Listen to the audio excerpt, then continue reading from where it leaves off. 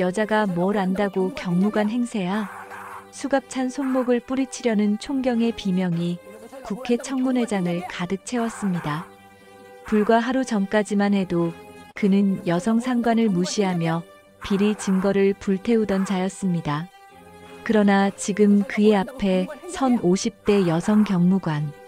한서윤의 차가운 눈빛 앞에서 그의 오만함은 산산조각이 났습니다. 이것은 한 여성이 부패한 조직의 심장부를 도려낸 이야기입니다. 한밤중에 경기도 평택경찰서 물품 창고는 죽음처럼 고요했습니다. 가로등 하나 없는 창고 뒤편 구석진 곳에서 희미한 손전등 불빛이 움직였습니다. 그 불빛의 주인은 경찰청 감찰담당관실 소속 한서윤 경무관이었습니다.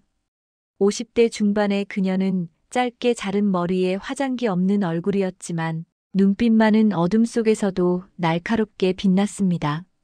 서윤 씨, 이쪽입니다. 함께 온 감찰팀 직원이 낮은 목소리로 말했습니다. 한서윤은 고개를 끄덕이며 그를 따라 창고 가장 안쪽으로 걸어갔습니다.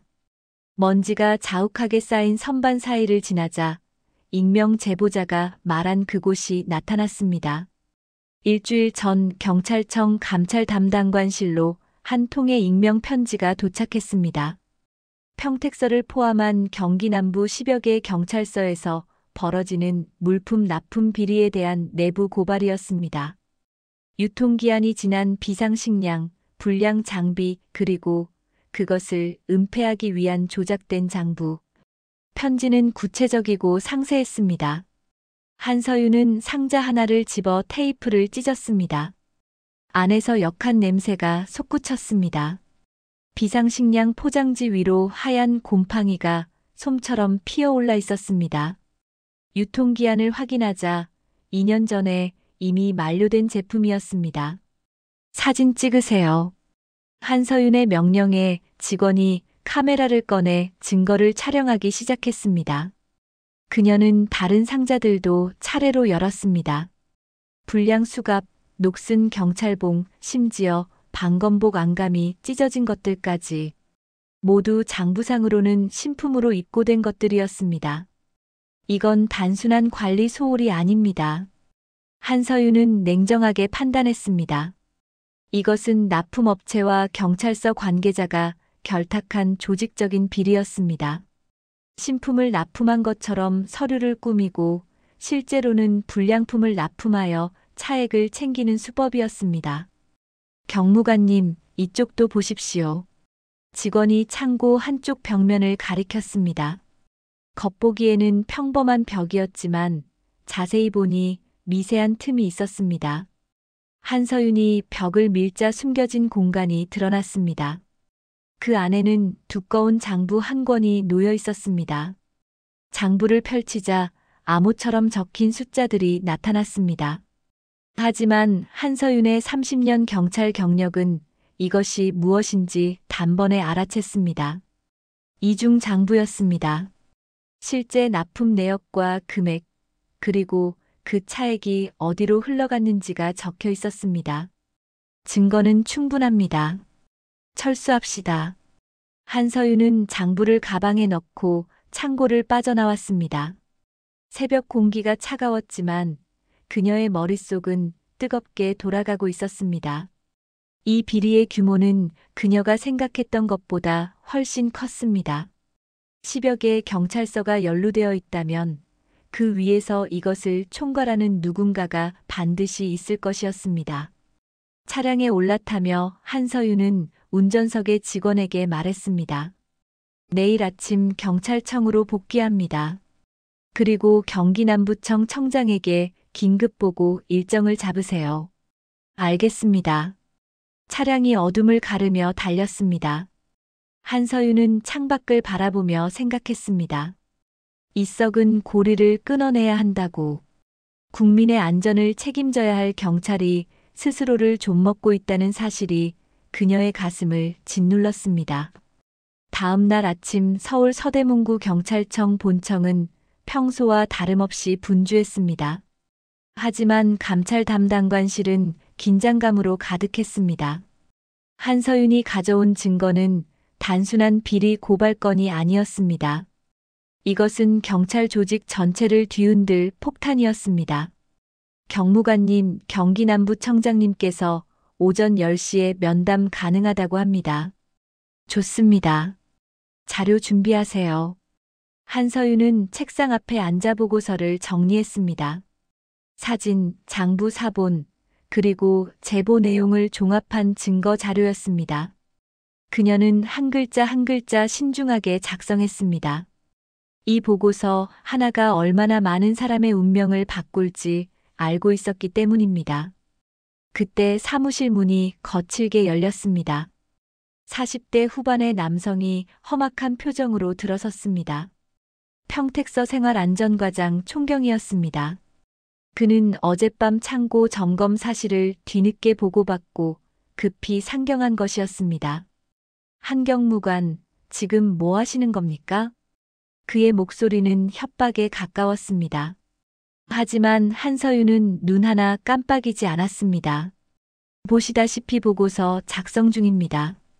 우리 서를 제대로 된 영장도 없이 뒤지고 다니시면 어떡합니까? 이건 월권입니다. 감찰 담당관의 직무 권한 내 정당한 조사였습니다. 한서윤의 차가운 대답에 총경의 얼굴이 붉어졌습니다. 그는 한 걸음 더 다가서며 책상을 탁 쳤습니다. 당신 같은 사람이 경무관까지 올라온 게 신기하군요. 현장도 모르는 사람이 뭘 안다고 이러는 겁니까? 한서윤은 천천히 자리에서 일어났습니다. 그녀와 총경의 눈이 마주쳤습니다. 그 눈빛에는 30년간 썩은 것들과 싸워온 사람만이 가질 수 있는 냉기가 서려 있었습니다. 총경님, 지금 감찰 업무를 방해하고 계십니다. 나가주시겠습니까? 뭐라고? 2년이 지금? 총경이 욕설을 내뱉으려는 순간 실장실 문이 열리고 감찰 담당관실 실장이 나왔습니다. 총경, 여긴 경찰청 본청입니다. 예의를 지키십시오. 총경은 이를 갈며 한서윤을 노려봤지만 결국 돌아서 나갔습니다. 문을 쾅 닫는 소리가 복도에 울렸습니다. 괜찮습니까, 경무관? 괜찮습니다. 예정대로 진행하겠습니다. 한서윤은 다시 자리에 앉았습니다. 그녀의 손은 떨리지 않았습니다. 오히려 더 단단하게 펜을 쥐었습니다. 저런 반응이 나온다는 것은 그녀가 건드린 것이 얼마나 큰 이권인지를 증명하는 것이었습니다. 오전 10시 경기남부경찰청장실. 한서윤은 준비한 보고서와 증거 자료를 청장 앞에 펼쳐놓았습니다. 60대 초반의 청장은 자료를 넘기며 미간을 찌푸렸습니다. 이 정도 규모라면 관할 서장들이 모를 리가 없는데요. 그렇습니다. 최소한 묵인했을 가능성이 큽니다. 청장은 한숨을 쉬었습니다. 그는 정년을 1년 앞둔 베테랑 경찰관이었습니다. 평온하게 마무리하고 싶었을 것입니다. 하지만 이 폭탄을 덮을 수는 없었습니다. 경무관 생각은 어떻습니까? 전수조사가 필요합니다. 그리고 납품업체 본사에 대한 압수수색도 함께 진행해야 합니다. 청장은 잠시 망설였습니다. 그리고 고개를 끄덕였습니다. 알겠습니다. 특별감찰반을 구성하십시오. 전폭적으로 지원하겠습니다. 감사합니다. 한서윤은 경례를 붙이고 청장실을 나왔습니다. 복도를 걸으며 그녀는 알고 있었습니다. 이것은 시작에 불과하다는 것을. 썩은 뿌리는 그녀가 생각하는 것보다 훨씬 깊은 곳까지 뻗어 있을 것이라는 것을. 그리고 그 뿌리를 캐내는 순간 거대한 폭풍이 그녀를 덮칠 것이라는 것을 말입니다. 특별감찰반이 구성된 지 사흘째 되는 날, 한서윤은 경찰청 회의실에서 팀원들과 함께 수집된 증거를 분석하고 있었습니다. 평택서뿐만 아니라 수원, 안양, 성남 등 경기 남부 지역 13개 경찰서에서 동일한 패턴의 비리가 발견되었습니다. 경무관님, 납품업체를 추적한 결과입니다. 수사팀장이 자료를 내밀었습니다. 모든 불량 물품의 공급처는 한 곳이었습니다. 경기도 용인에 본사를 둔 중견 경찰 장비 전문업체 청산산업이었습니다. 최근 5년간 급격하게 성장하며 전국 경찰서 납품의 30%를 장악한 회사였습니다. 한서윤은 청산산업의 대표이사 정보를 확인했습니다. 김태준 50대 후반의 사업가였습니다. 하지만 그보다 더 눈길을 끄는 정보가 있었습니다. 청산산업의 최대 주주 명단에 국회 행정안전위원회 소속 3선 국회의원 조명철의 처남 이름이 올라 있었습니다. 정치권 연결고리가 있습니다. 한서윤이 조용히 말했습니다. 팀원들의 얼굴이 굳어졌습니다. 비리 수사가 정치권까지 번지는 순간 모든 것이 복잡해진다는 것을 그들도 알고 있었습니다. 조명철 의원은 경찰 예산과 조직을 관장하는 행안위의 실세였습니다. 경찰청장 인사청문회도 그의 손을 거쳐갔습니다. 만약 그가 청산산업의 비리를 비호하고 있다면 이것은 단순한 납품 비리가 아니라 정경유착의 거대한 구조였습니다. 일단 청산산업 본사부터 압수수색합니다. 증거를 확보한 후 윗선을 추적하겠습니다. 한서윤의 명령에 팀원들이 움직이기 시작했습니다. 하지만 그녀는 불안했습니다. 이렇게 큰 사건이 조용히 진행될 리 없었습니다. 반드시 누군가 막으려 할 것이었습니다. 그녀의 예감은 정확했습니다. 바로 그날 오후 경찰청 차장실로 긴급 호출 연락이 왔습니다. 한서윤이 차장실에 들어서자 60대 초반의 차장이 심각한 표정으로 앉아 있었습니다. 한경무관 앉으시오. 차장의 목소리는 평소보다 무거웠습니다. 한서윤은 자리에 앉았습니다. 경기 남부 감찰건으로 국회에서 연락이 왔습니다. 한서윤의 눈빛이 날카로워졌습니다. 행안위 조명철 위원장이 직접 전화를 하셨습니다. 과도한 수사로 선량한 기업이 피해를 받고 있다며 신중하게 진행하라고 하시더군요. 그것은 명백한 압력이었습니다. 한서윤은 침착하게 대답했습니다. 증거에 기반한 정당한 수사입니다. 차장님, 나도 압니다. 하지만 한경무관, 우리는 정치와 무관할 수 없습니다. 특히 예산과 인사를 쥐고 있는 국회의원이라면 더더욱 그렇습니다. 그렇다면 비리를 덮으라는 말씀이십니까? 한서윤의 목소리에 날이 섰습니다. 차장은 한숨을 쉬었습니다. 덮으라는 게 아닙니다. 다만 방법을 생각해 보라는 겁니다. 정면 충돌보다는 우회적으로 접근하는 것도 방법이지 않겠습니까? 우회하는 사이 증거가 인멸됩니다. 저는 내일 청산산업본사 압수수색을 집행하겠습니다. 한서윤은 단호했습니다. 차장의 얼굴이 굳어졌습니다. 한경무관 결과에 대한 책임은 본인이 지셔야 합니다. 각오하고 있습니다. 한서윤은 경례를 붙이고 차장실을 나왔습니다. 복도를 걸으며 그녀는 손을 꽉 쥐었습니다. 떨림을 억누르기 위해서였습니다.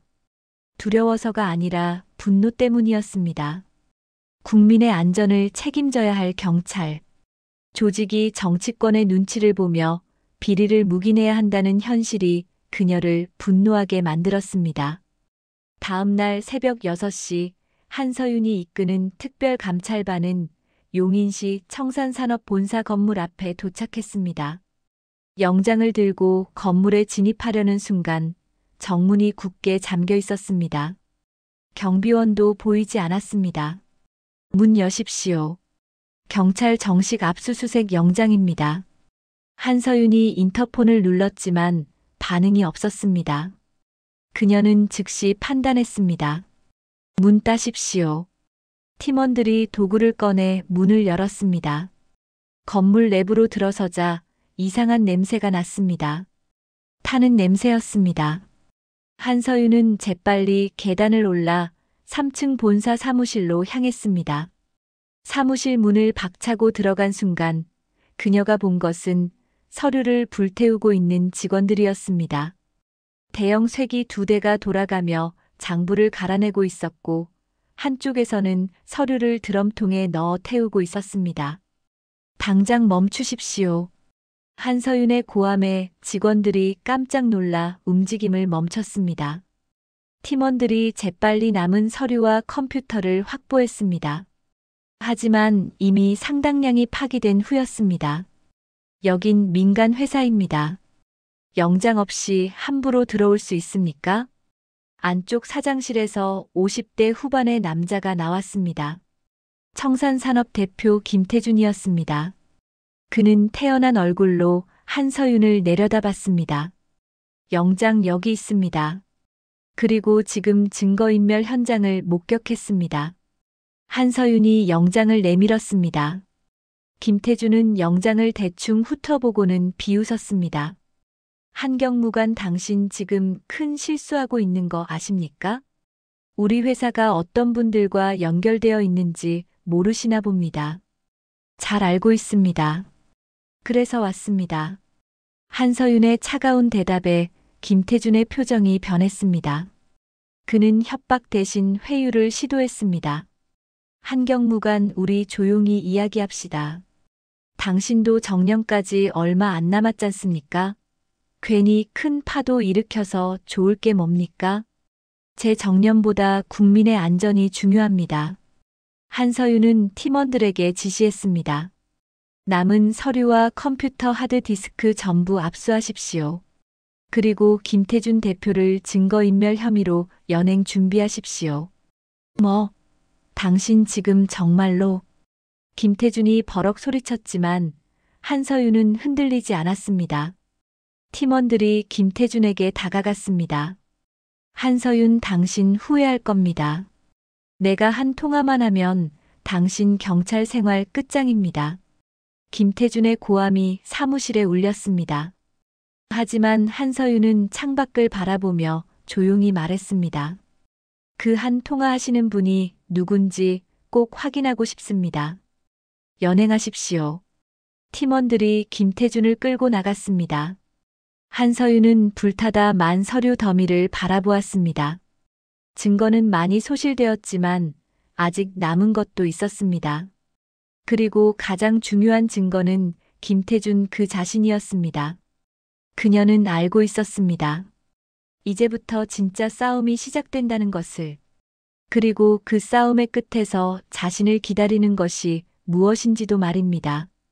폭풍이 몰려오고 있었습니다. 김태준 대표가 연행된 지 사흘째, 한서윤은 경찰청 조사실에서 그를 신문하고 있었습니다. 하지만 김태준은 입을 꾹 다물고 있었습니다. 변호사를 대동한 그는 모든 질문에 묵비권을 행사했습니다.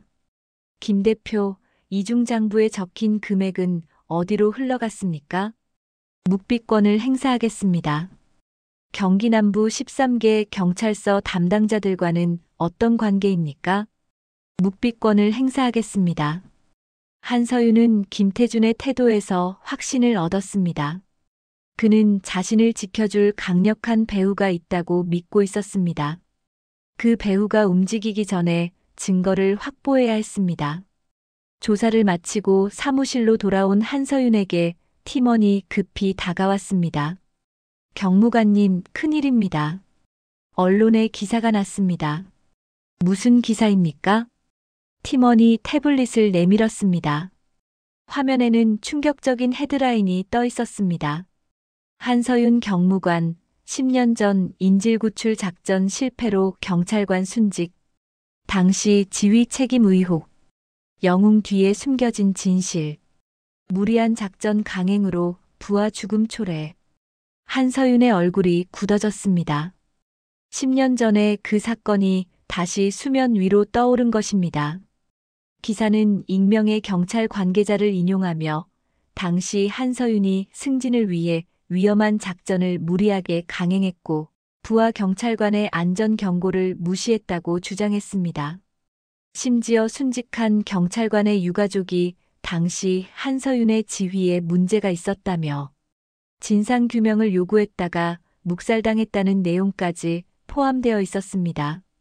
경무관님, 이건 명백한 공작입니다. 팀장이 분노했지만 한서윤은 조용했습니다. 그녀는 천천히 의자에 앉으며 눈을 감았습니다. 10년 전 그날의 기억이 생생하게 되살아났습니다. 당시 서울 강북의 한 은행에서 무장강도가 인질을 잡고 농성했습니다. 한서윤은 현장 지휘관이었고 그녀의 부하였던 경위 박준혁이 협상팀장으로 투입되었습니다. 협상은 실패했고 범인이 인질을 해치려는 순간 강제 진압 명령이 내려졌습니다. 진압은 성공했습니다. 인질은 모두 무사했습니다. 하지만 박준혁 경위가 범인의 총에 맞아 순직했습니다. 공식 보고서에는 작전 중 예기치 못한 상황으로 인한 순직로 기록되었습니다. 하지만 진실은 달랐습니다. 박준혁은 한서윤의 강제 진압 명령을 받고도 인질 중 한 명이 임신한 여성이라는 것을 알고 자신이 먼저 돌입했습니다. 그의 희생으로 인질들은 살았습니다. 한서윤은 보고서를 조작했습니다. 박준혁이 명령을 어기고 독단적으로 돌입했다고 쓸 수 없었습니다. 그것은 그의 명예를 더럽히는 일이었습니다. 그래서 모든 책임을 자신의 지휘 미숙으로 돌렸습니다. 그녀는 징계를 받았고 2년간 승진해서 누락되었습니다. 경무관님, 팀장의 목소리에 한서윤이 정신을 차렸습니다.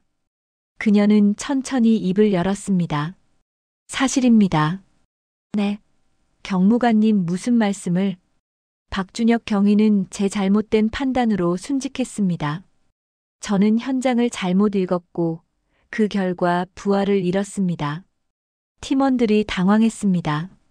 하지만 한서윤은 더 이상 말하지 않았습니다. 진실을 밝히는 순간 박준혁의 명령 불복종이 기록에 남게 됩니다. 그것만은 할 수 없었습니다. 바로 그날 오후 경찰청으로 긴급 소집 명령이 떨어졌습니다. 국회 행정안전위원회에서 한서윤에 대한 청문회를 요구한 것입니다. 조명철 위원장은 과거 작전 실패 의혹과 현재 과도한 수사 권한 남용을 이유로 한서윤의 경무관 적격성을 심사하겠다고 공식 발표했습니다. 경찰청은 발칵 뒤집혔습니다. 청장은 긴급 회의를 소집했고 한서윤을 감찰 업무에서 배제하라는 의견이 나왔습니다. 하지만 경기남부청장이 강력히 반대했습니다. 한 경무관은 정당한 수사를 했습니다. 이것은 명백한 정치 보복입니다. 하지만 국회 요구를 무시할 수는 없지 않습니까? 회의는 평행선을 달렸습니다. 결국 청장이 결정을 내렸습니다. 한 경무관 청문회에 출석하십시오. 그리고 당분간 청산산업수사는 보류합니다. 청장님, 그러면 증거가 인멸됩니다. 한서윤이 항의했지만 청장은 단호했습니다. 이건 명령입니다. 정치권과의 정면 충돌은 경찰청 전체를 위험에 빠뜨립니다. 한서윤은 입술을 깨물었습니다. 그녀는 경례를 붙이고 회의실을 나왔습니다. 복도를 걷는 그녀의 등 뒤로 수군거리는 소리가 들렸습니다. 결국 저렇게 되는구나. 여자가 너무 나선 거야. 박경희 유가족이 불쌍하지. 10년을 속고 살았다니. 한서윤은 발걸음을 멈추지 않았습니다. 하지만 그녀의 주먹은 꽉 쥐어져 있었습니다. 손톱이 손바닥을 파고들어 아팠지만 그 아픔으로 눈물을 참았습니다. 그날 밤 한서윤은 홀로 사무실에 남아 있었습니다. 책상 위에는 10년 전 작전 보고서가 펼쳐져 있었습니다. 그녀가 직접 작성한 보고서였습니다. 지휘관의 판단 착오로 인한 작전 실패라고 적혀 있었습니다. 창밖으로 서울의 야경이 보였습니다. 저 불빛 하나하나가 지켜야 할 시민들이었습니다. 그녀는 그들을 지키기 위해 경찰이 되었습니다. 그런데 지금 그녀는 그 시민들 앞에서 부하를 죽인 무능한 지휘관으로 낙인 찍히고 있었습니다. 전화벨이 울렸습니다. 모르는 번호였습니다. 한서윤이 받자 낮고 차가운 남자 목소리가 들렸습니다. 한경무관, 조용히 물러나십시오. 당신이 지킬 수 있는 건 아무것도 없습니다. 박경희의 명예도, 당신의 명예도, 그 누구도 지킬 수 없습니다. 당신은 누구입니까? 그걸 아는 게 중요합니까? 중요한 건 당신이 이미 졌다는 겁니다. 전화가 끊어졌습니다. 한서윤은 수화기를 내려놓고 깊은 한숨을 쉬었습니다. 그때 사무실 문이 열렸습니다. 팀장을 비롯한 특별감찰반 팀원 전원이 들어왔습니다. 경무관님, 저희는 끝까지 함께하겠습니다. 팀장의 말에 다른 팀원들도 고개를 끄덕였습니다. 한서윤은 그들을 바라보았습니다. 그들의 눈빛에는 흔들림이 없었습니다. 한서윤은 처음으로 미소를 지었습니다. 그리고 천천히 일어섰습니다. 감사합니다. 하지만 여러분은 물러나십시오. 이 싸움은 제가 혼자 끝내겠습니다. 경무관님, 이건 명령입니다. 그녀의 목소리는 단호했습니다. 팀원들은 더 이상 말하지 못했습니다. 홀로 남은 한서윤은 창밖을 바라보았습니다. 폭풍의 중심으로 걸어 들어갈 준비를 했습니다. 국회 본청 행정안전위원회 청문회장은 아침부터 기자들로 가득 찼습니다. 모든 방송사 카메라가 증인석을 향하고 있었습니다. 대한민국 경찰 최초의 여성 경무관이 부하를 죽음으로 내몬 혐의로 청문회에 서는 전례 없는 사건이었습니다. 오전 10시 한서윤이 청문회장으로 걸어 들어왔습니다. 그녀는 완벽하게 다린 정복을 입고 있었습니다. 어깨에 무궁화 계급장이 조명을 받아 빛났습니다. 하지만 그녀의 얼굴에는 아무런 감정도 드러나지 않았습니다. 증인석에 앉은 한서윤 앞으로 위원장석의 조명철 국회의원이 서류를 넘기며 입을 열었습니다. 60대 초반의 그는 삼선 의원답게 능숙한 말투로 청문회를 시작했습니다. 증인 선서하십시오. 한서윤은 오른손을 들었습니다. 나 증인 한서윤은 국회에서의 증언에 임함에 있어 양심에 따라 숨김과 보탬이 없이 사실 그대로 말할 것을 맹세합니다. 조명철 위원장이 마이크를 잡았습니다. 그의 목소리에는 겉으로 드러내지 않은 냉소가 깔려 있었습니다. 한서윤 증인, 10년 전 서울 강북 은행 인질 사건 당시 현장 지휘관이었습니까? 그렇습니다. 당시 박준혁 경위가 순직했습니다. 사실입니까? 사실입니다. 조명철이 서류를 들어 올렸습니다. 여기 당시 협상팀원의 증언이 있습니다. 박경희가 작전 돌입 전 인질 중 임신부가 있으니 신중해야 한다고 보고했다고 합니다. 하지만 증인은 이를 무시하고 강제 진압을 명령했습니까? 한서윤은 잠시 침묵했습니다. 그리고 대답했습니다. 현장 상황이 급박했습니다. 범인이 인질을 해치려는 순간이었습니다. 그래서 부하의 경고를 무시했다는 겁니까? 위원장님, 작전 지휘에는 순간적인 판단이 필요합니다. 판단? 조명철이 냉소했습니다. 아니면 승진을 위한 공명심이었습니까? 증인은 당시 경정 승진을 2번이나 누락된 상태였습니다. 성공적인 작전 하나가 절실했던 것 아닙니까? 청문회장이 술렁였습니다. 한서윤은 입술을 깨물었습니다. 그런 적 없습니다. 그렇다면 왜 작전 후 징계를 받았습니까? 공식 보고서에는 지휘관의 판단 착오라고 적혀 있습니다. 제가 현장을 잘못 읽었습니다. 그 책임을 인정합니다. 조명철은 고개를 끄덕이며 다음 카드를 꺼냈습니다. 증인, 그런데 이상한 점이 있습니다. 박경희의 유가족이 당시 진상규명을 요구했지만 묵살당했다고 합니다. 왜 그랬습니까? 한서윤의 얼굴이 굳어졌습니다. 조명철이 계속 몰아붙였습니다. 혹시 증인이 숨기고 있는 다른 진실이 있는 것 아닙니까? 박경희가 증인의 무리한 명령을 거부했고 그 때문에 보복성 인사를 당할까 두려워 독단적으로 돌입한 것은 아닙니까? 그것은 사실이 아닙니다. 한서윤의 목소리가 처음으로 떨렸습니다. 그렇다면 진실이 무엇입니까? 분명히 말씀해 주십시오. 조명철의 추궁에 한서윤은 입을 다물었습니다. 진실을 말하는 순간 박준혁의 명령 불복종이 기록됩니다. 그의 명예가 더럽혀집니다. 그것만은 할 수 없었습니다. 대답하십시오, 증인. 바로 그때 청문회장 뒤쪽 문이 열렸습니다. 30대 중반의 여성이 걸어 들어왔습니다.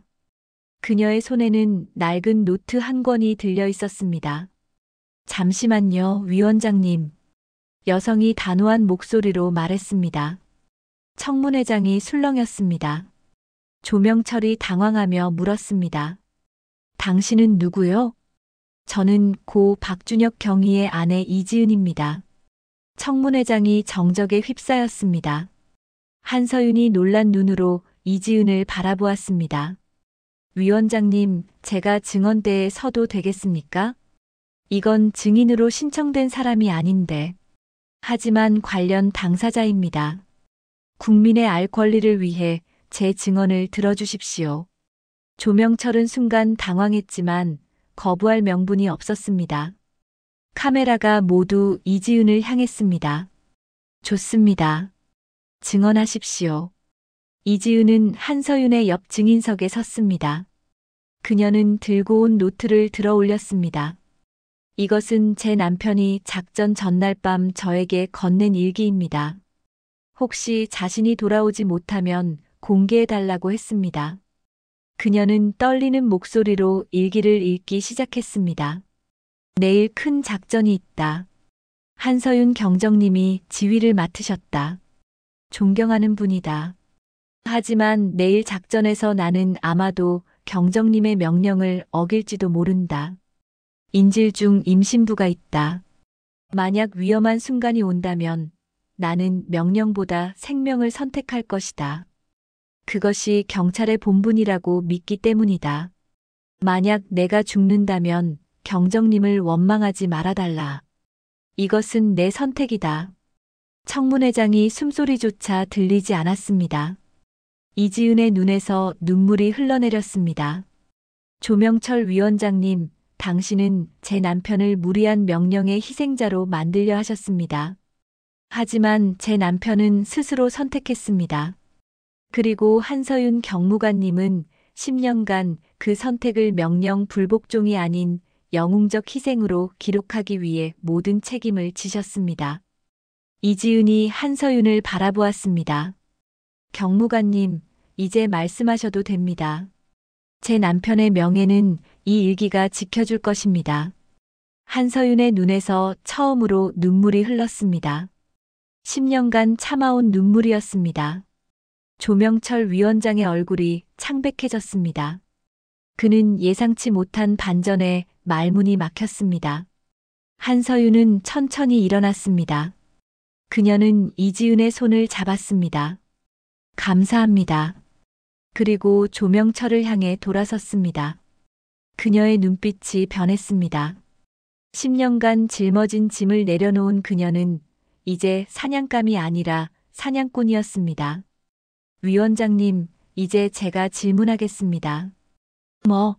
증인이 감히?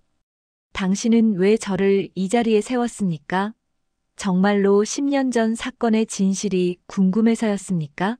아니면 청산산업 수사를 막기 위해서였습니까? 조명철의 얼굴이 일그러졌습니다. 폭풍의 방향이 바뀌기 시작했습니다. 한서윤의 질문에 청문회장의 공기가 완전히 바뀌었습니다.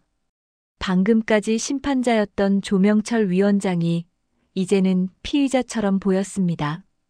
그는 당황한 기색을 감추려 애썼습니다. 증인, 지금 무슨 말을 하는 겁니까? 이건 당신에 대한 청문회입니다. 맞습니다. 저에 대한 청문회입니다. 하지만 위원장님은 진실이 아니라 저를 무너뜨리는 것이 목적이셨습니다. 한서윤이 가방에서 서류 한 장을 꺼냈습니다. 청산산업 김태준 대표의 통화 기록입니다. 제가 연행한 다음 날 위원장님 사무실로 17통의 전화가 걸려왔습니다. 조명철의 얼굴이 굳어졌습니다. 그게 뭐가 문제입니까?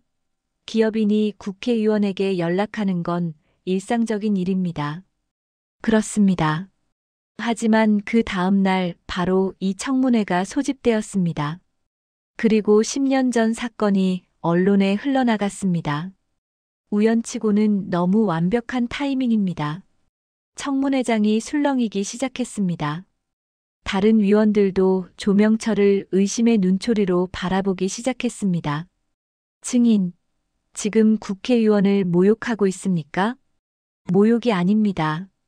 사실 확인입니다. 한서윤이 두 번째 서류를 꺼냈습니다. 청산산업의 이중장부에는 암호명이 적혀 있었습니다. 여의도 1번지 지난 5년간 이 암호명으로 총 15억 원이 송금되었습니다. 조명철이 벌떡 일어났습니다. 당장 그 증거 인멸된 서류를 어떻게 확보했습니까? 한서윤이 차갑게 웃었습니다. 증거 인멸을 인정하시는 겁니까, 위원장님? 조명철은 자신이 실수했다는 것을 깨달았습니다. 그는 입을 다물었지만 이미 늦었습니다. 바로 그때 청문회장 문이 다시 열렸습니다. 경찰청 감찰 담당관실 팀장이 급히 들어왔습니다. 그의 손에는 노트북이 들려 있었습니다. 경무관님, 긴급 보고 드립니다. 팀장이 청문회장 중앙 스크린에 노트북을 연결했습니다. 화면에 영상이 재생되기 시작했습니다. 그것은 청산산업본사 사장실에 설치된 CCTV 영상이었습니다. 김태준 대표가 서류를 불태우기 직전 그가 전화 통화를 하는 모습이 선명하게 담겨 있었습니다. 조 위원장님, 한서윤 그 여자가 영장 들고 올 것 같습니다. 어떡하죠? 영상 속 김태준의 목소리가 청문회장에 울렸습니다. 그리고 스피커폰에서 들려온 대답. 당장 증거 다 없애. 장부고 뭐고 전부 태워버려. 내가 위에서 막을 테니까. 그 목소리는 조명철이었습니다. 청문회장이 폭발했습니다. 기자들이 일제히 카메라 셔터를 눌렀습니다. 저건 조작입니다. 조명철이 외쳤지만 아무도 믿지 않았습니다.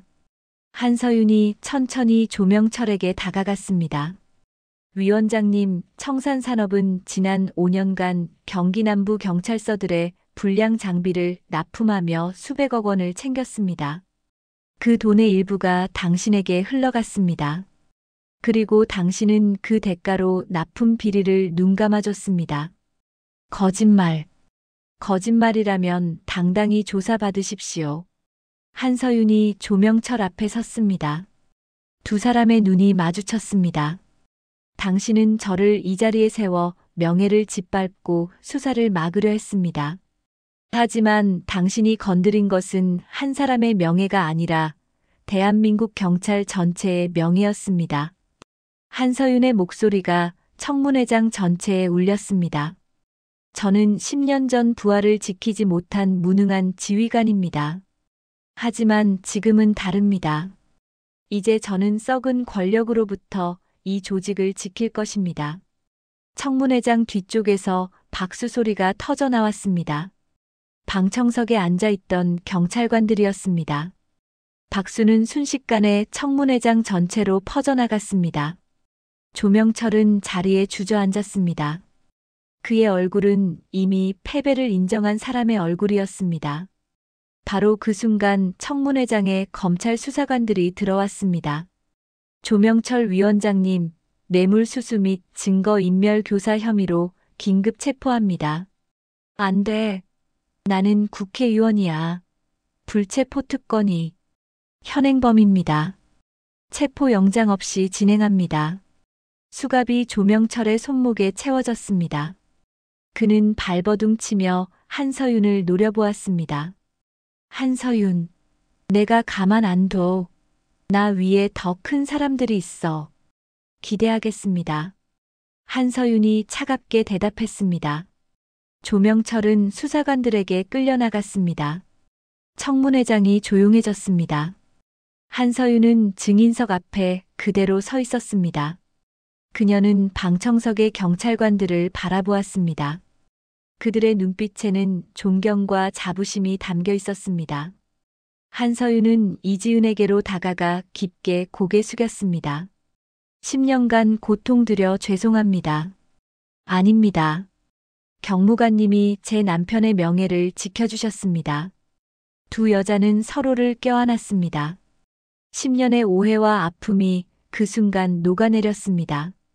청문회장을 나서는 한서윤을 기자들이 에워쌌습니다. 경무관님, 앞으로 계획이 어떻게 되십니까? 수사를 재개하겠습니다. 조명철 위원장 위에 더 큰 배후가 있다고 생각하십니까? 한서윤은 잠시 침묵했습니다. 그리고 단호하게 대답했습니다. 있다면 끝까지 찾아내겠습니다. 뿌리까지 뽑아내겠습니다. 그날 저녁 뉴스는 온통 조명철 위원장 체포 소식으로 도배되었습니다. 하지만 한서윤은 축하 전화도 받지 않고 곧장 경찰청으로 향했습니다. 감찰 담당관실에는 팀원들이 모두 모여 있었습니다. 경무관님, 청장님께서 수사 재개를 승인하셨습니다. 좋습니다. 당장 움직입니다. 한서윤이 화이트보드 앞에 섰습니다. 그녀는 마커를 들어 조명철의 이름을 쓰고 동그라미를 쳤습니다. 그리고 그 위에 물음표를 그렸습니다. 조명철은 끝이 아닙니다. 그는 15억을 받았습니다. 하지만 청산산업이 챙긴 돈은 수백억입니다.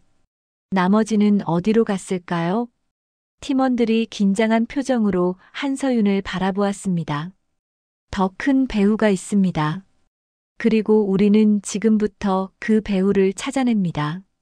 한서윤의 눈빛에 불꽃이 타올랐습니다. 전쟁의 막이 진짜로 오른 것입니다. 조명철 체포 이후 일주일 한서윤과 특별감찰반은 청산산업의 자금 흐름을 추적하고 있었습니다. 압수한 하드디스크를 복구한 결과 놀라운 사실이 드러났습니다. 청산산업이 챙긴 수백억 원 중 절반 이상이 또 다른 곳으로 흘러갔다는 것이었습니다. 경무관님, 이상한 계좌를 발견했습니다. 사이버 수사팀원이 화면을 가리켰습니다. 페이퍼 컴퍼니를 경유한 복잡한 자금 세탁 경로 끝에 한 개인 계좌가 나타났습니다. 계좌 주인은 현직 경찰청 차장 박건우였습니다. 차장님이라고요? 팀원들이 경악했습니다. 박건우 차장은 경찰청 서열 2위였습니다. 청장 다음으로 막강한 권력을 가진 인물이었습니다. 한서윤은 침착하게 자료를 분석했습니다. 지난 3년간 박건우 차장의 계좌로 총 30억 원이 입금되었습니다. 그리고 그 시기는 청산산업이 전국 경찰서 납품을 독점하기 시작한 때와 정확히 일치했습니다. 증거가 확실합니까? 네, 경무관님. 차명 계좌까지 추적했습니다. 박 차장의 천함 명의입니다. 한서윤의 눈빛이 차갑게 가라앉았습니다. 조명철은 꼬리에 불과했습니다. 진짜 거미는 경찰청 내부에 있었던 것입니다. 자료를 더 보강하십시오. 완벽한 증거가 필요합니다. 그날 오후 한서윤은 경찰청장을 만나기 위해 청장실로 향했습니다. 하지만 청장실 앞 복도에서 박건우 차장과 마주쳤습니다. 한경무관, 요즘 바쁘시죠? 박 차장의 목소리는 친절했지만 눈빛은 차가웠습니다. 직무에 충실할 뿐입니다. 좋은 일입니다. 하지만 너무 앞만 보고 달리다 보면 벽에 부딪힐 수도 있습니다. 명심하겠습니다. 한서윤이 지나치려 하자 박건우가 낮은 목소리로 말했습니다. 조명철 의원건 잘 마무리했습니다. 이제 그만 쉬는 게 어떻습니까?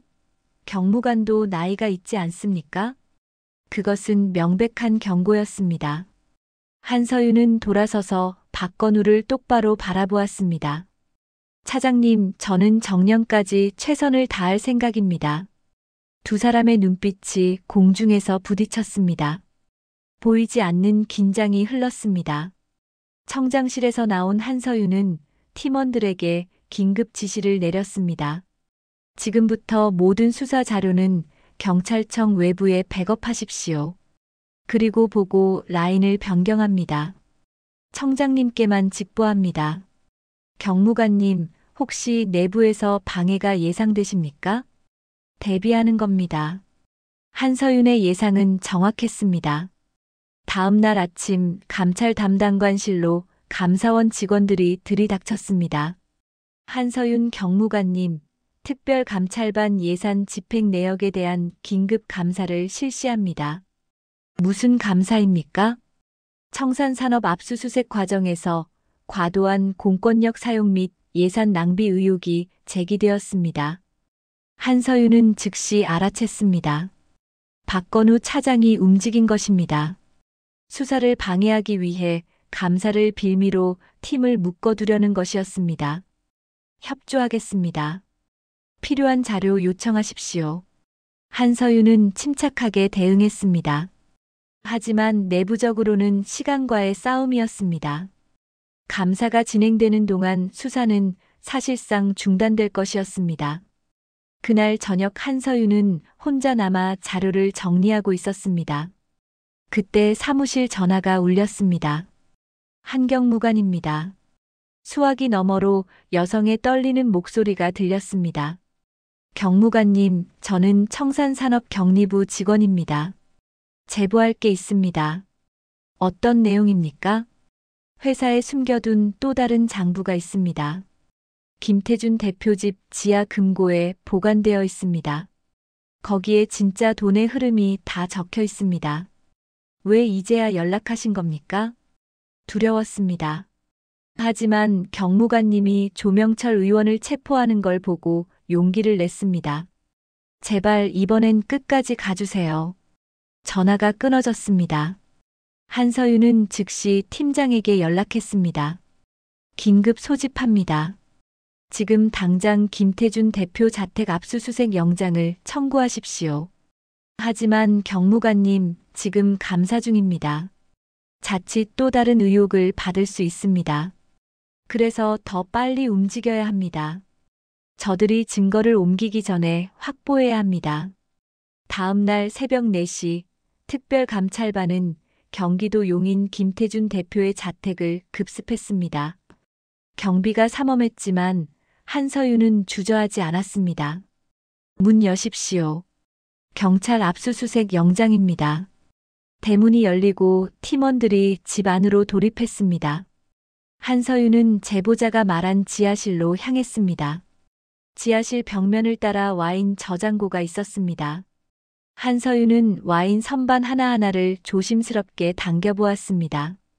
세 번째 선반에서 찰칵 소리가 났습니다. 벽면이 열리며 숨겨진 금고가 모습을 드러냈습니다.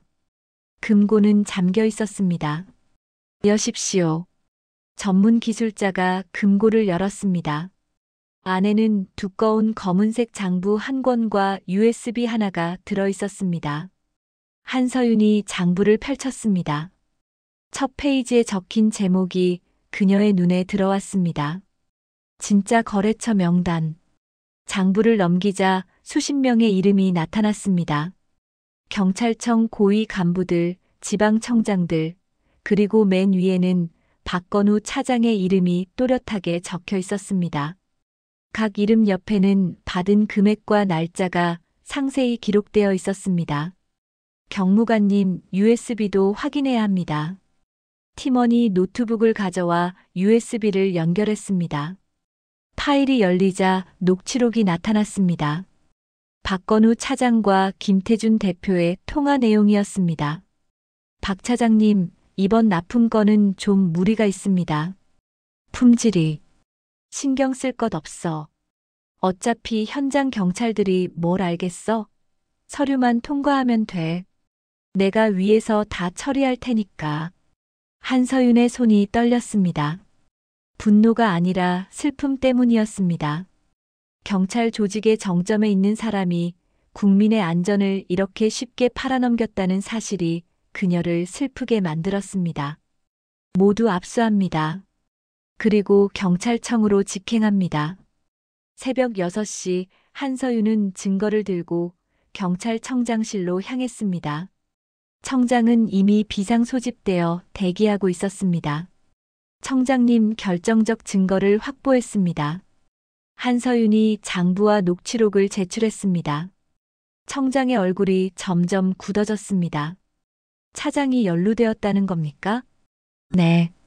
그리고 다른 고위 간부들도 포함되어 있습니다. 청장은 깊은 한숨을 쉬었습니다. 그는 오랜 침묵 끝에 결정을 내렸습니다. 한경무관, 검찰에 송치 준비를 하십시오. 그리고 오늘 오후 긴급 기자회견을 열겠습니다. 바로 그때 청장실 문이 거칠게 열렸습니다. 박건우 차장이 들어섰습니다. 그의 얼굴은 분노로 일그러져 있었습니다. 한서윤, 당신 지금 무슨 짓을 한 겁니까? 제 직무를 수행했을 뿐입니다. 박건우가 청장에게 다가갔습니다. 청장님, 이건 날조된 증거입니다. 제 명예를 위해 철저히 조사해 주십시오. 조사는 검찰이 하게 될 것입니다. 청장의 차가운 대답에 박건우의 얼굴이 하얗게 변했습니다. 한서윤이 박건우를 향해 말했습니다. 차장님, 당신은 경찰의 정점에 계셨습니다. 하지만 그 자리를 이용해 국민을 배신하셨습니다. 이제 그 대가를 치르셔야 합니다. 박건우는 한서윤을 노려보다가 결국 고개를 떨어뜨렸습니다. 폭풍의 중심에 있던 거미가 마침내 거미줄에 걸린 것입니다. 박건우 차장이 청장실을 나간 지 1시간 후 경찰청 본청 로비에 긴급 배치된 수사관들이 그를 기다리고 있었습니다. 차장실로 돌아가려던 박건우 앞을 수사관들이 가로막았습니다. 박건우 차장님, 뇌물수수 및 직권 남용 혐의로 긴급 체포합니다. 뭐, 당장 비켜. 박건우가 소리쳤지만 소용없었습니다. 수갑이 그의 손목에 채워졌습니다. 경찰청 복도를 오가던 모든 직원이 그 광경을 목격했습니다. 서열 2위 차장이 수갑을 차고 끌려가는 모습은 경찰청 역사상 전무후무한 일이었습니다. 충격의 물결이 조직 전체를 휩쓸었습니다. 한서윤은 창문 너머로 그 광경을 지켜보았습니다. 그녀의 표정에는 승리감이 아니라 깊은 무게감이 서려 있었습니다. 경무관님, 청장님께서 오후 2시에 기자회견을 여시겠답니다. 동석해달라고 하십니다. 알겠습니다. 오후 2시 경찰청 대회의실은 기자들로 가득 찼습니다. 청장이 단상에 올랐고 그 옆에 한서윤이 섰습니다. 먼저 국민 여러분께 깊이 사죄드립니다. 청장이 고개를 숙였습니다. 국민의 안전을 책임져야 할 경찰 조직 내부에서 중대한 비리가 발생했습니다. 박건우 차장을 포함한 고위 간부 12명이 청산산업으로부터 뇌물을 받고 불량 장비 납품을 묵인했습니다. 기자들이 일제히 카메라 셔터를 눌렀습니다. 해당 인원들은 모두 직위 해제되었으며 검찰에 송치될 예정입니다. 또한 전국 경찰서의 장비를 전수조사하여 불량품은 즉시 교체하겠습니다. 청장이 한서윤을 바라보았습니다. 이번 사건을 끝까지 파헤친 한서윤 경무관의 헌신에 깊은 감사를 드립니다. 그는 조직 내 압력과 개인적 명예훼손에도 불구하고 오직 정의만을 좇았습니다. 박수가 터져 나왔습니다. 하지만 한서윤은 표정 하나 변하지 않았습니다. 기자회견이 끝난 후 한서윤에게 질문이 쏟아졌습니다. 경무관님, 소회가 어떠십니까? 직무를 수행했을 뿐입니다. 박건우 차장과 개인적 관계는 어땠습니까? 상관이었습니다. 앞으로의 계획은? 한서윤이 잠시 침묵했습니다. 그리고 천천히 입을 열었습니다. 이번 사건으로 드러난 것은 극히 일부일 것입니다. 썩은 뿌리는 아직도 남아 있습니다. 저는 정년까지 그 뿌리를 찾아내는 일을 계속할 것입니다. 그날 저녁 한서윤은 오랜만에 일찍 퇴근했습니다. 집으로 가는 길에 그녀는 10년 전 박준혁 경위의 묘소를 찾았습니다. 국립현충원의 차가운 대리석 비석 앞에 한서윤이 무릎을 꿇었습니다. 그녀는 준비해온 국화 한 송이를 내려놓았습니다. 준혁 씨, 늦었습니다. 한서윤의 목소리가 떨렸습니다. 당신의 명예를 지키느라 10년이나 걸렸습니다. 하지만 이제는 모두가 압니다. 당신이 얼마나 훌륭한 경찰관이었는지, 당신이 무엇을 지키기 위해 목숨을 바쳤는지. 저녁 바람이 불어왔습니다. 한서윤은 눈을 감았습니다. 그때 뒤에서 발소리가 들렸습니다. 이지은 씨였습니다. 그녀도 꽃을 들고 왔습니다. 경무관님도 오셨네요. 자주 옵니까? 1년에 한 번, 기일에만 왔었어요. 그런데 오늘은 좋은 소식을 전하고 싶어서 왔습니다. 두 사람은 나란히 비석 앞에 앉았습니다. 제 아들이 경찰대학에 합격했어요. 아버지처럼 경찰이 되겠다고 합니다. 한서윤이 놀란 눈으로 이지은을 바라보았습니다. 준혁 씨가 아셨다면 정말 자랑스러워 하셨을 겁니다. 경무관님 덕분입니다. 경무관님이 제 남편의 명예를 지켜주셨고 그 덕분에 제 아들은 아버지를 자랑스러워할 수 있게 되었습니다. 이지은의 눈에서 눈물이 흘러내렸습니다. 경무관님, 당신도 이제 짐을 내려놓으셔도 됩니다. 한서윤은 고개를 저었습니다. 아직 할 일이 남았습니다. 다음 날 한서윤이 출근하자 사무실 분위기가 완전히 달라져 있었습니다. 동료들이 그녀를 보며 존경의 눈빛을 보냈습니다. 복도를 지날 때마다 후배들이 경례를 붙였습니다. 하지만 한서윤에게 가장 의미 있었던 것은 감찰 담당관실에 걸려온 한 통의 전화였습니다. 경무관님, 평택서 현장 경찰관들입니다. 감사 인사드리고 싶어서 전화했습니다. 무슨 감사입니까? 저희가 쓰던 불량 장비들이 모두 교체되었습니다. 새 방검복, 새 수갑, 새 경찰봉. 이제 안심하고 근무할 수 있습니다. 전화기 너머로 젊은 경찰관의 진심 어린 목소리가 들렸습니다. 경무관님이 저희를 지켜주셨습니다. 정말 감사합니다. 한서윤의 눈가가 뜨거워졌습니다. 아닙니다. 당신들이 매일 국민을 지키고 있습니다. 제가 한 일은 그저 당신들이 제대로 된 장비로 일할 수 있게 만든 것뿐입니다. 전화를 끊은 한서윤은 창밖을 바라보았습니다. 서울의 거리를 순찰차가 지나가고 있었습니다. 그 차 안에 있을 젊은 경찰관들을 생각하니 가슴이 벅찼습니다. 바로 그때 청장실에서 호출이 왔습니다. 청장실에 들어선 한서윤에게 청장이 미소를 지으며 말했습니다. 한경무관 축하합니다. 치안정감 진급 발령이 났습니다. 치안정감은 경무관보다 2계급 위였습니다. 이례적인 특진이었습니다. 과분합니다, 청장님. 아닙니다. 당신이 증명했습니다. 경찰은 권력이 아니라 정의를 위해 존재한다는 것을 말입니다.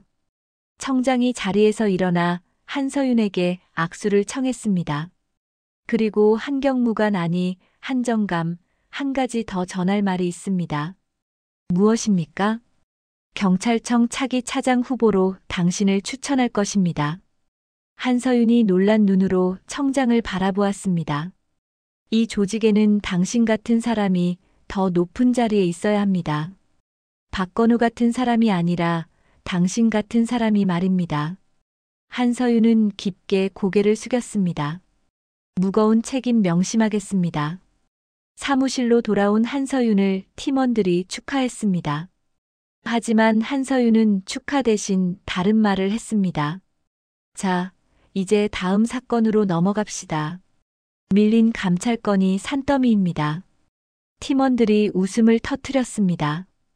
여전히 변함없는 한서윤이었습니다. 그날 저녁 퇴근길 한서윤은 경찰청 정문을 나서며 하늘을 올려다보았습니다. 저녁 노을이 아름다웠습니다. 그녀는 생각했습니다. 오랜 싸움이 끝났지만 진짜 싸움은 이제부터라고. 더 높은 자리에서 더 큰 책임을 져야 한다고. 하지만 그녀는 두렵지 않았습니다. 10년 전 박준혁이 보여준 용기, 이지은이 보여준 용서, 그리고 현장 경찰관들이 보낸 감사의 마음이 그녀에게 힘을 주었습니다. 한서윤은 미소를 지으며 걸음을 옮겼습니다. 정의는 멀리 있지 않았습니다. 그것은 매일 최선을 다하는 사람들의 마음속에 있었습니다. 6개월이 흘렀습니다. 서울은 이제 겨울에서 봄으로 접어들고 있었습니다. 경찰청 본청 벚꽃나무에 연분홍 꽃잎이 피어나기 시작했습니다. 한서윤은 이제 치안정감의 계급장을 달고 감찰 담당관실이 아닌 더 넓은 사무실에 앉아 있었습니다. 경찰청 기획조정관이라는 새로운 직책이었습니다. 조직 전체의 시스템을 개혁할 수 있는 자리였습니다. 책상 위에는 전국 경찰서에서 보내온 보고서들이 쌓여 있었습니다. 불량 장비 교체 완료 보고, 납품 시스템 개선 현황, 투명성 강화 방안. 모두 그녀가 시작한 변화의 결과물들이었습니다. 정감님, 오전 회의 준비되었습니다. 비서가 알렸습니다. 한서윤은 고개를 끄덕이고 회의실로 향했습니다. 회의실에는 전국 지방청 감찰 담당자들이 모여 있었습니다. 한서윤이 직접 만든 정기 회의였습니다. 투명성을 높이고 비리를 사전에 차단하기 위한 시스템이었습니다. 여러분, 지난 분기 감찰 실적을 보고받겠습니다. 한 명씩 보고가 이어졌습니다. 작은 비리라도 즉시 적발하고 처리하는 문화가 자리 잡고 있었습니다. 더 이상 눈 감아주거나 덮어주는 일은 없었습니다. 회의를 마치고 나온 한서윤에게 경찰청장 비서가 다가왔습니다. 정감님, 청장님께서 찾으십니다. 청장실로 향하는 복도에서 한서윤은 많은 후배 경찰관을 마주쳤습니다. 그들 중 특히 젊은 여성 경찰관들이 그녀를 보며 눈을 빛냈습니다. 한서윤은 그들에게 하나의 상징이 되어 있었습니다. 정의를 위해 싸우면 이길 수 있다는 증거였습니다. 청장실에 들어서자 청장이 미소를 지으며 맞이했습니다. 한정감, 좋은 소식이 있습니다. 무엇입니까? 청장이 서류를 내밀었습니다. 박건우 전 차장 1심 판결이 났습니다. 징역 10년 선고되었습니다. 한서윤은 서류를 받아들었습니다. 판결문에는 국민의 안전을 책임져야 할 경찰 고위직이 사익을 위해 직권을 남용한 중대 범죄라고 적혀 있었습니다. 조명철 전 위원장도 징역 12년이 확정되었습니다. 그리고 청산산업은 완전히 해체되었습니다. 당연한 결과입니다. 그리고 하나 더. 청장이 자리에서 일어났습니다. 경찰청 차장 인사가 다음 달에 있을 예정입니다. 한정감 준비하십시오. 한서윤의 눈이 커졌습니다.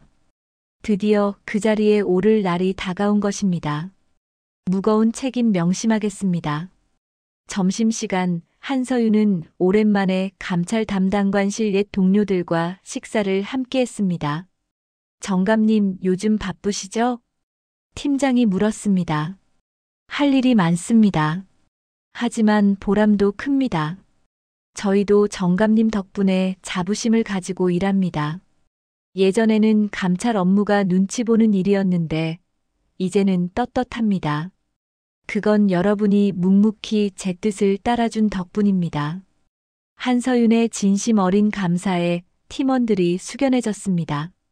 식사를 마치고 청사로 돌아오는 길 한서윤의 휴대전화가 울렸습니다. 이지은 씨였습니다. 경무관님, 아니, 이제 정감님이라고 불러야겠네요. 편하게 부르십시오. 오늘 시간 되시면 잠깐 뵐 수 있을까요? 아들이 경찰대학 입학식을 마치고 인사드리고 싶다고 합니다. 물론입니다.